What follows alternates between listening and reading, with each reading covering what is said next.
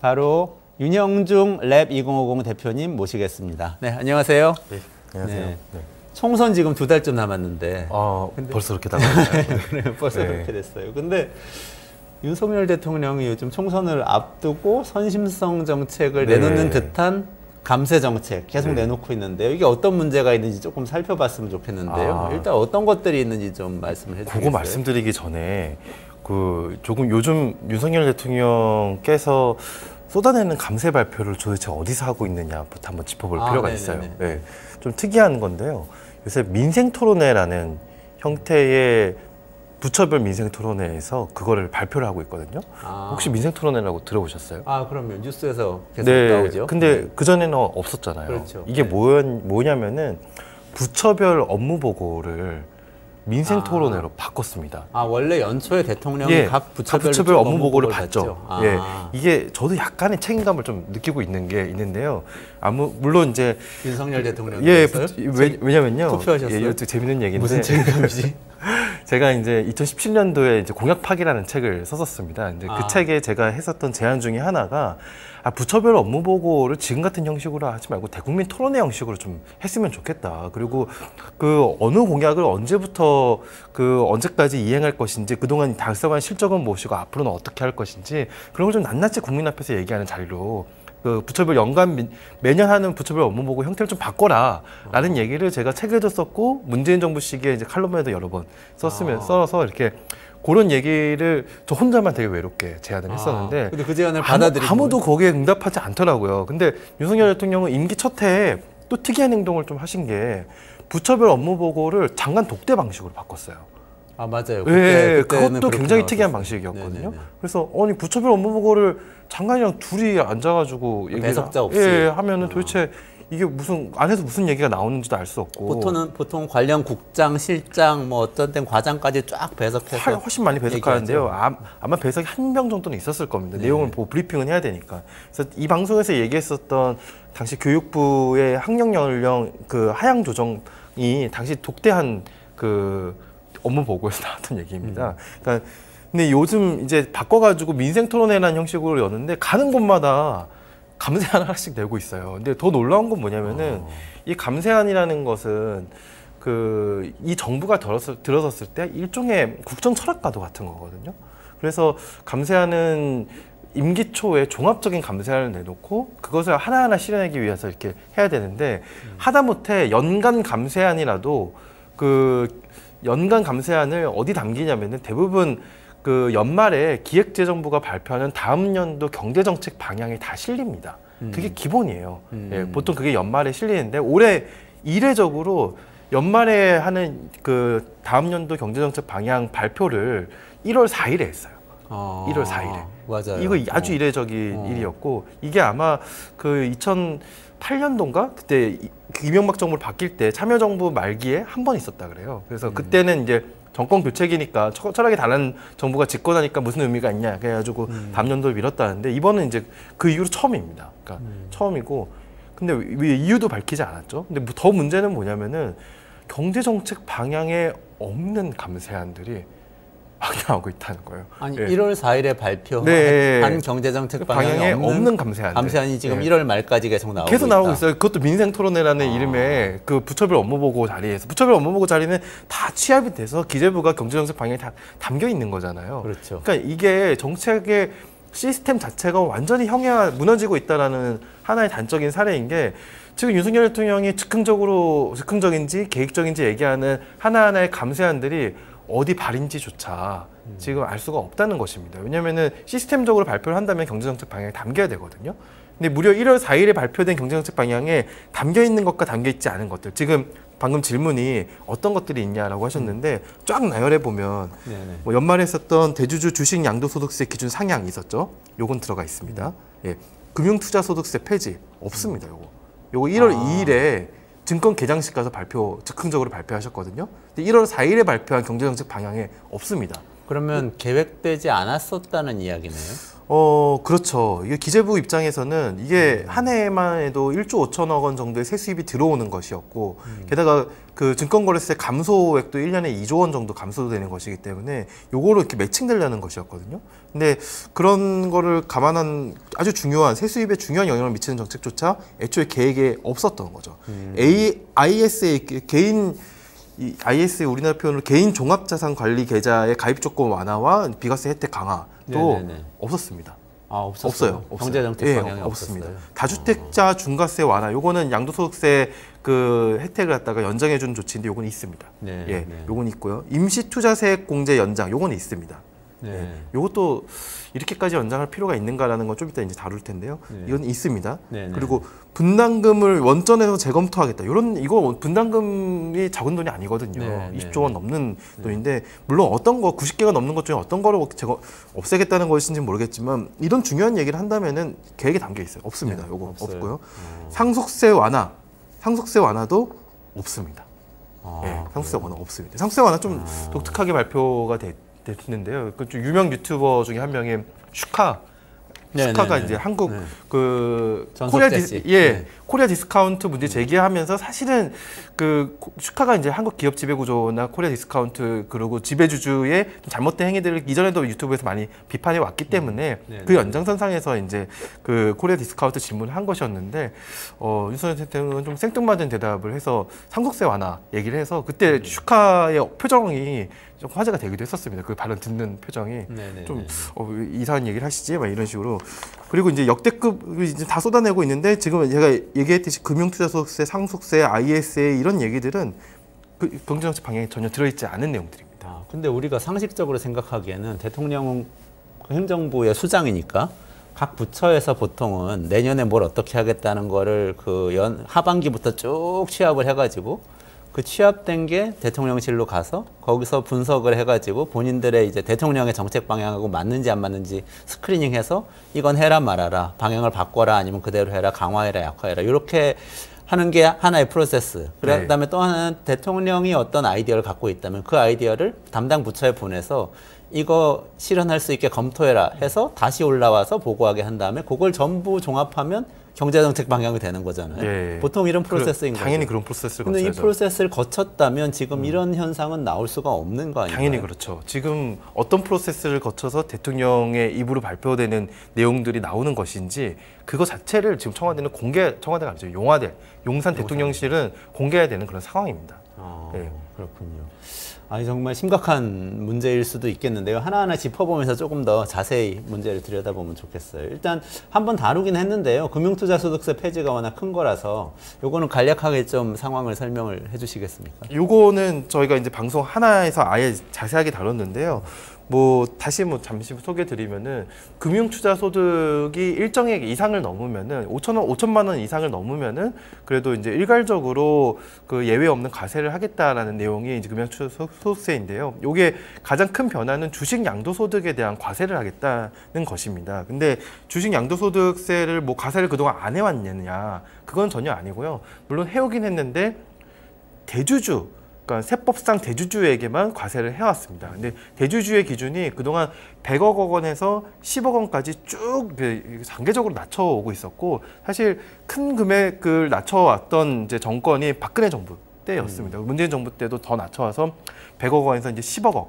10억이 무슨 의미냐면은 한 종목당 10억 원 이상의 주식을 보유해야 대주주로서 세법상 대주주로 양도소득에 과세를 한다는 것입니다. 양도소득이 없으면 과세 안 하고요. 근데 이것에 해당되지 않으면 과세가 전혀 없어요. 그래서 제가 이제 지난 방송에서 얘기했듯이 종목당 9억씩 1조를 가지고 있어도 과세가 안 된다 이런 얘기를 드린 적이 있었고요. 근데 요게 우리의 세법 대부분의 중요한 그 조세 세금에 대한 것은 법률로서 정해져야 하지만 상당수 많은 것들은 시행령으로도 정할 수가 있습니다. 혹은 법률적으로도 탄력세율이라는 표현을 써서 유류세 탄력세율 지난번에 얘기도 조금 했었고요. 그리고 종합부동산세에도 공정시장 가액비율이라는 그런 이제 일종의 탄력세율 같은 제도들이 있어서 정부가 나름대로 유연하게 적용할 수 있는 그런 조세 정책을 펼 수 있는 그런 여지가 좀 있습니다. 지난 연말에 사실 여야 합의가 전혀 없었는데도 불구하고 기습적으로 갑자기 양도소득세의 주식 양도소득세 부과 기준을 그 정부가 10억 원에서 50억으로 기술적으로 올려버렸거든요. 그래서 야당이 좀 항의하고 조금 항의하다 그친 그런 사건이 있었는데 그래서 10억 원을 보유한 이상의 이제 소득자들이 양도소득세를 내왔는데 그 기준이 50억으로 네, 올라갔던 네, 거죠. 네, 거의 박근혜 정부 한 7, 8년 전 정도의 기준으로 올라갔던 겁니다. 네, 네. 그런 일들이 있었습니다. 그런데 이 금융투자소득세 도입 추진을 폐지하는 이 안은 1월 4일에 기재부가 발표한 경제정책 방향에는 없는데 네. 1월 2일에 저 한국거래소 개장식에 네. 가가지고 대통령이 발언을 한 거잖아요. 네. 그 기재부는 미리 준비를 해놨기 때문에 그냥 이거는 못 담고 1월 4일에 발표를 해버렸나 보네요. 그러니까 기술적으로 보통 기재부의 그 일머리로는 이렇게 발표되면 어떻게든 넣는 형식으로 일을 잘 하는데 그럼에도 불구하고 담겨 있지 않았습니다. 반항한 건가? 근데 그 이후에 상속세와 관련된 뭐 대통령의 발언이나 그 몇몇 발언들에 대한 그 경제부총리의 답변을 보면요. 명확하게 대통령의 지금 그 쏟아내는 감세안들을 어떤 방식으로 계획적으로 이행하겠다는 내용은 밝히지 않고 있습니다. 맞아요. 몇 차례 기사가 대통령 발언으로 크게 기사가 나온 다음에 그 다음에 관련 부처에서 아직은 계획은 없다. 네. 검토하고 있지는 않다. 이런 발언이 또 나온 게 맞습니다. 기사라 혼선이 굉장히 많은 것 같아요. 혼선이 아니라 기재부 입장에서는 그게 하면 큰일 나는 이게 왜 큰일 나냐면은 지금 윤석열 정부, 그러니까 보수 정부와 진보 정부가 그 나름 철학은 다르지만 그 철학에 대한 일관성 같은 건 있어야 되는 것이잖아요. 네. 그러니까 윤석열 정부가 긴축 재정을 하면서 재정 건전성을 중시하겠다라고 얘기를 한다면은 재정 지출만 줄일 게 아니라 세수익 기반을 강화하는 일도 어느 정도 같이 가야 되는 것입니다. 근데 세수익 기반을 어느 정도는 물론 보수 정부니까 감세를 할 수 있겠죠. 하지만 감세를 심하게 하면서 재정 건전성을 유지한다고 하는 건 또 같이 병행하기가 어려운 것이거든요. 근데 이제 윤석열 정부는 이게 서로 말이 안 맞는, 앞뒤가 안 맞는 게 그 긴축 재정과 재정 건전성을 중시한다고 하면서 그 엄청나게 많은 감세 정책을 쏟아내면서 이미 많은 감세 효과로 인한 세수의 그 줄어든 효과를 지금 겪고 있습니다. 근데 이런 상황에서 지금도 더 줄인다면은 앞으로 재정 건전성과 뭐 재정 준칙 이런 것들은 달성할 수 없게 되거든요. 저는 재정 건전성은 추진하는 것 같지 않아요. 거짓말인 것 같고 사실은 레이건식 이 긴축을 하는 것 같아요. 레이건은 어떻게 했냐면 80년대 이야기인데 더 잘 아시겠지만 사실은 감세를 확 한 다음에 지출은 늘렸잖아요. 국방비 지출 중심으로 해가지고 그러다 보니까 엄청나게 큰 재정 적자가 나고 그게 나중에 20, 30년에 걸쳐서 미국의 불평등도 키우고 여러 가지 재정 부담도 되고 여러 가지 문제를 낳았잖아요. 지금 그 길을 가고 있는 것 같지 않은 것 같은데 그런 생각이 드는데요. 어떻게 지금 보세요? 그게 그런 식의 정책들을 계획적으로 한다면은 이해를 할 수 있는데 지금 기존에 이제 감세안들을 내놨을 때도 그 여러 가지 기재부가 일종의 분식 같은 거를 좀 했었거든요. 예를 들면 2022년 세제 개편안이 보통 세법 개정안이라 그러지 세제 개편안이라는 표현을 쓸 때는 큰 틀의 세제를 개편할 때 쓰는데요. 2022년 세제 개편안을 내놨을 때 감세 효과가 앞으로 5년간 13조 원이라고 당시 그 기재부가 발표를 했었어요. 근데 이 방송에 또 출연하는 이상민 나라살림연구소의 연구위원이 60조 원이다. 이제 둘 간에 약간 이제 팩트체크 싸움이 있었었는데요. 근데 그게 약간 좀 재밌는 싸움이었던 게 제가 이렇게 설명드릴 수 있어요. 그거를 어떻게 설명드릴 수 있냐면 1 더하기 2는 무엇입니까? 약간 이런 질문으로 설명드릴 수 있거든요. 1 더하기 2는 3이잖아요. 1 더하기 2는 3이죠. 근데 기재부 셈법으로는 2인 거예요. 좀 특이하죠. 이게 무슨 얘기냐면은 그 당시 13조 원이라는 숫자는 왜 나왔냐면은 올해 1이 줄어들고 내년에 2가 줄어들면은 올해 1 줄어들었으니까 1에서 더 줄어드는 숫자는 1밖에 안 되니까 1 더하기 2는 2라고 계산한 거예요. 근데 그 이상민 선생은 1 더하기 2는 3이라고 계산하니까 30조가 나온 거고 60조가 나온 거고 1 더하기 2가 2라고 계산했으니까 13조가 나온 겁니다. 그래서 기재부의 셈법은 이게 그래서 그때 총액법이냐 누계법이냐 막 이런 식의 막 그 표현까지 나왔는데요. 그러니까 아무튼 이렇게 2022년도에 낸 감세안만 해도 지금 60조 원 정도가 되는데 그게 실질적으로 그 감세 효과는 이미 65조가 넘었다 그래요. 근데 거기에 작년에 세법 개정안에도 일부 조정해서 또 감세 효과가 한 3조 원 나는 감세 효과가 또 담겼고요. 또 올해 연말에도 상당한 수의 감세 효과가 나는 정책들을 쏟아내면서 한 예정처 국회 예산정책처에서 최근 발표한 자료, 그러니까 2023년 세법 개정안의 효과와 관련된 보고서가 나왔는데 거기에 발표에 의하면 앞으로 5년간 그 작년 말에 통과된 세법 개정안으로도 5년간 30조 원이 그 세수입이 줄어든다 그래요. 그러니까 여태까지 다 합치면 이렇게 100조 원이 넘거든요. 거기에다가 윤석열 대통령이 지금 연초에 작년 세법 개정안에도 담기지 않았고 경제정책 방향에도 담기지 않은 그런 이제 감세하는 데까지 다 포함되면은 아마 앞으로 뭐 5년간의 세수익 감소 효과는 뭐 100조 원은 훨씬 훌쩍 뛰어넘게 그래도 되는 상황이겠죠. 근데 지금 문제는 물가가 굉장히 그 오른 상황에다가 경기가 침체내고 있고 그리고 일부 대기업들은 올해부터 경기가 좀 나아진다라는 전망을 가지고는 있지만 그 민생 경제와 그 내수 소비 지출의 증가세는 상당히 둔화되고 있는 그런 상황이거든요. 근데 이런 상황에서 그 세수입은 계속 줄어들고 정부의 그 지출은 그더 줄인다고 하는데 약간 줄이는 수준에 그친다면은 지금 경제의 일관성 자체가 좀 그 아예 이제 무너지고 있는 그런 상황인 것이죠. 근데 여기에다가 선거를 앞두고 계획되지도 않은 이제 감세안들을 막 쏟아내고 있는 거기에 이제 그런 것까지 더해지고 있는 상황입니다. 그러니까 지금 연초에 이렇게 따다다닥 발표하고 있는 감세안이 아니더라도 약 향후 100조 원 정도의 세수 감소가 예상이 되는데 네. 여기다가 무계획적으로 지금 감세안을 거기다 더 쏟아내고 덧붙이고 있다. 네. 아, 그렇군요. 조금만 하나하나 구체적으로 조금만 따져볼게요. 다른 것들도 있으니까. 예를 들면 종부세하고 취득세, 양도세를 정확하게 어떻게 하겠다는 건지 모르겠지만 줄이겠다. 그리고 부자가 잘 살아야 서민도 잘 산다. 이런 얘기를 좀 하셨는데요. 요거는 어떻게 봐야 될까요?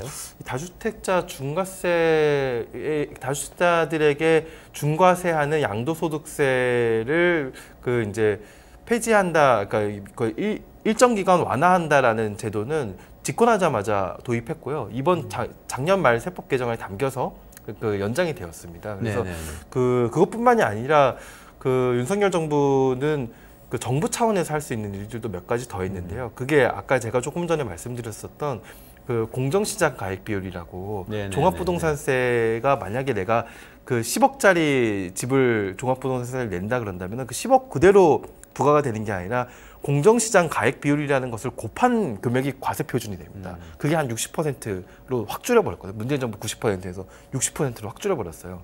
그리고 거기에다가 혹시 그 공시지가라고 아시죠? 네네. 공시지가라는 것도 문재인 정부는 공시지가와 시가의 차이가 너무 크니까 공시지가를 시가랑 가깝게 하겠다라는 공시지가 현실화율 정책을 발표했었는데 공시지가 현실화를 하는 방법도 바로 이제 멈춰서 그래서 이제 여러 가지 공시지가 현실화율, 공정시장 가액 비율, 그리고 다주택 중과세 완화의 유지 이런 것들을 지속적으로 유지하면서 그 부동산 세제의 혜택을 계속 주고 있습니다. 근데 물론 이거 혜택을 주는 거는 지금 부동산 경기가 워낙 침체됐기 때문에 그런 이제 측면도 있겠지만, 근데 이제 그 또 여기에 이제 거두는 그 세 부담을 가지는 이제 대상이 상당히 소수이고 또 상당히 이제 자산가층이기 때문에 누구에게 이제 감사하는지를 좀 분명히 보여주는 것이죠. 네, 그렇군요.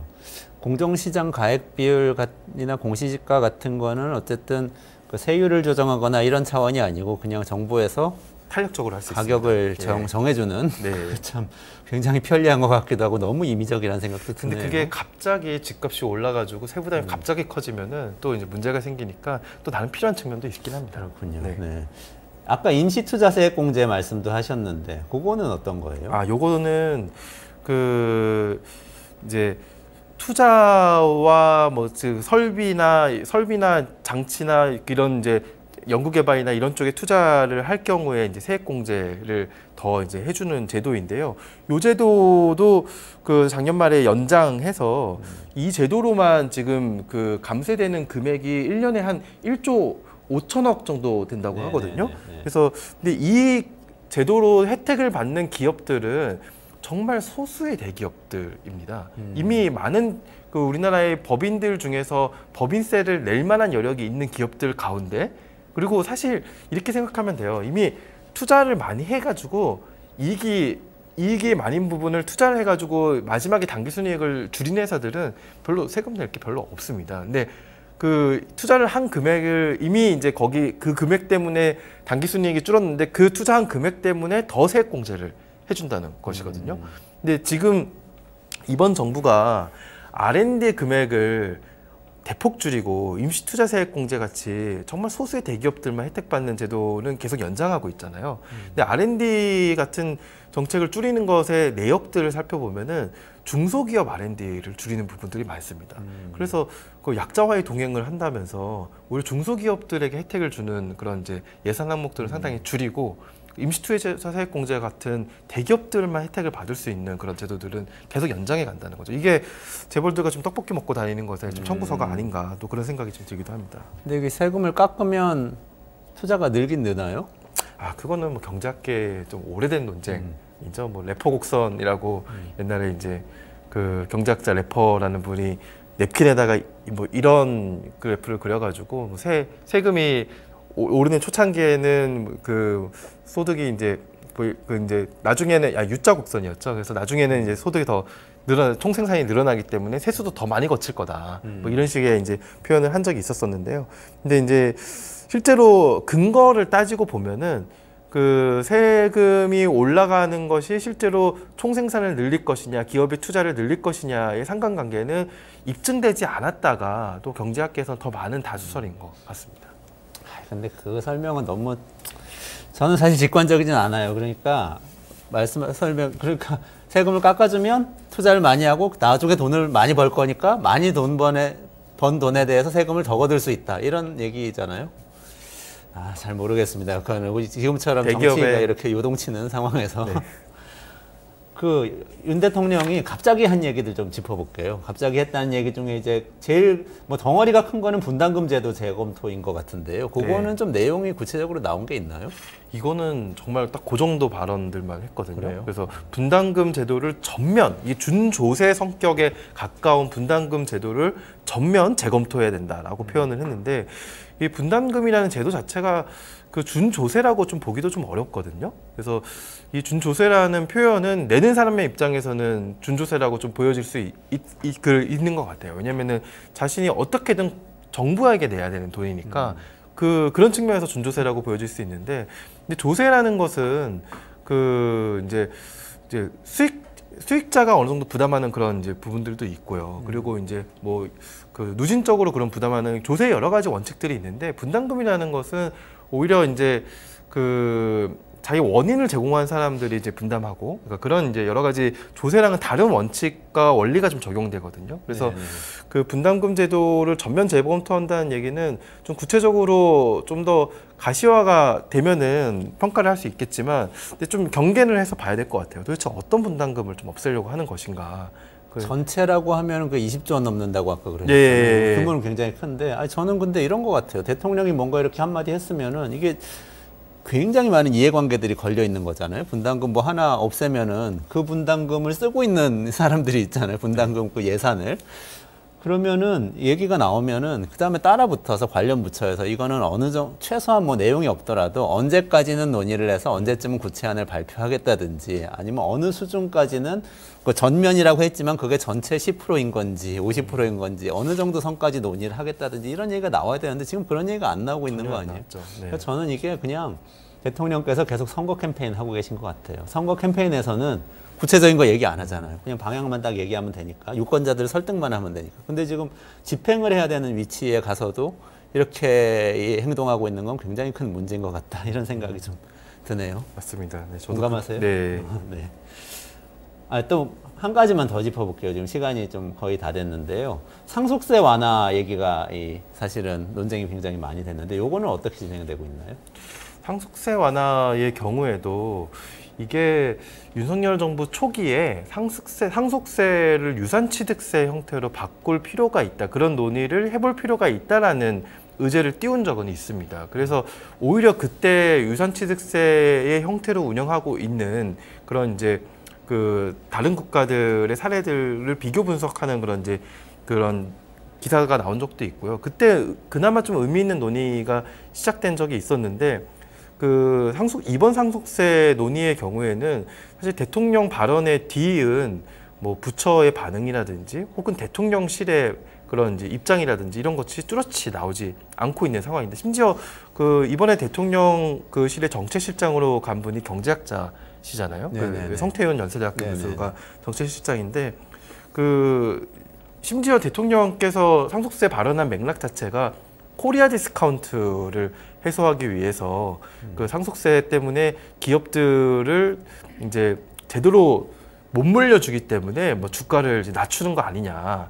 그렇기 때문에 코리아 디스카운트를 해소하기 위해 상속세를 낮추겠다라는 발언을 했거든요. 그러니까 그 발언 자체만 해도 상당히 반박의 여지가 많은 그런 발언이잖아요. 그래서 물론 그 비싸는 것보다 싼 게 낫지만 상속세가 뭐 영원히 되지 않는 이상 그 당연히 재벌들에게는 계속 더 싼 게 낫죠. 그래서 좀 그 상속세를 낮춰준다고 해서 다시 주가를 부양시켜야 되고 자신이 지분을 많이 갖고 많이 가져가야 되는 회사의 지분을 이제 그 주가 가치를 높일 그런 요인들은 떨어지는 것이죠.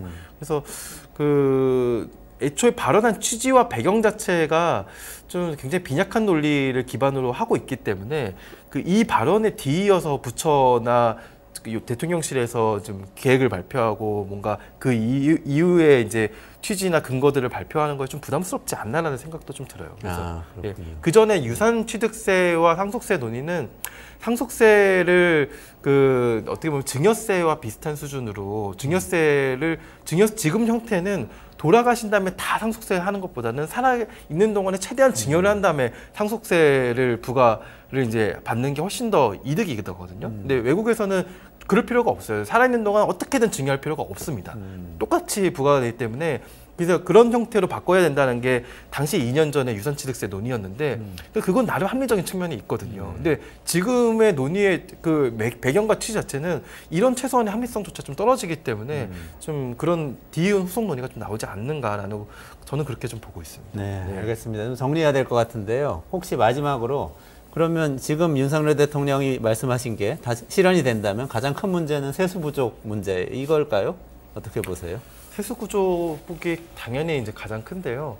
일단 첫 번째로 말씀드릴 수 있는 거는 지금 정책을 어떤 식으로 그 만들고 발표하고 시행하는가라는 전반적인 시스템을 한번 재점검해 볼 필요가 있겠다라는 생각이 들고요. 두 번째는 우리 사회의 그 방향에 걸맞는 조세 재정 시스템이 과연 무엇인가, 그것에 맞게 지금 최근에 정책들이 발표되고 있는가를 한번 재점검해 봐야 된다라고 생각을 해요. 그래서 문재인 정부 때는 그 나름 해보려는 노력을 하긴 했었습니다. 물론 실패에 그쳤지만 임기 초에 100년 대계 조세 재정 정책을 만들겠다라는 특별 기구를 만들었었어요. 그래서 이런 기구를 만들어서 계획을 세워서 이제 한번 짜려는 시도를 했었는데요. 윤석열 정부는 지금 그런 시도는커녕 그 오히려 기존 철학에 부합하지도 않는 정책들을 지금 연초에부터 막 발표하고 있는 그런 상황인 것이죠. 네. 그래서 그런 부분을 좀 다시 잡고 앞으로 2, 3년이라도 좀 계획적으로 앞으로 우리 사회에 걸맞는 그런 정책들이 계획적으로 나오길 기대하고 있습니다.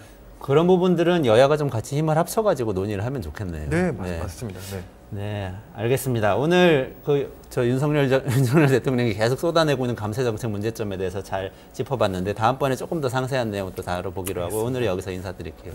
네, 고맙습니다. 네. 네.